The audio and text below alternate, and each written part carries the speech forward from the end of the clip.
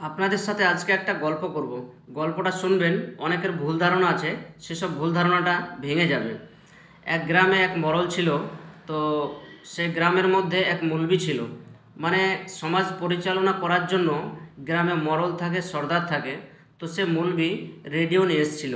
মানে আজ থেকে অনেক দিন আগের কথা, 10 বছর আগের কথা।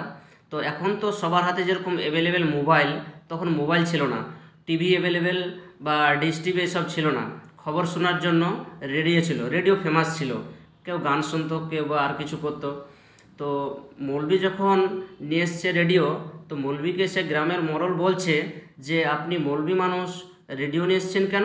মানে তার ধারণা যে রেডিও নিয়ে এসছে, রেডিওতে তো গান বাজনা এসব হয়, আর কিছু হয়।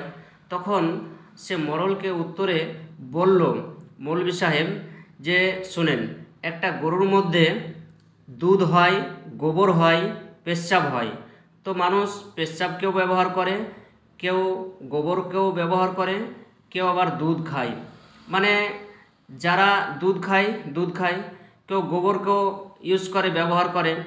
তো একটা গরুর মধ্যে দুধ হয়, পেচ্ছাপ হয়, গোবর হয়, সব কিছু হয়।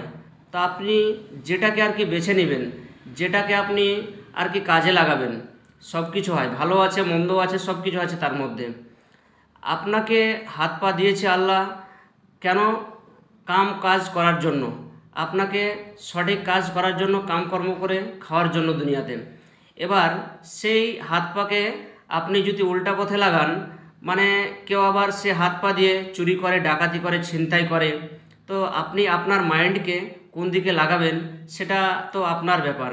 কেউ দুধ বেচে মদ খায়, কেউ মদ বেচে দুধ খায়। তো এমন না যে হয়তো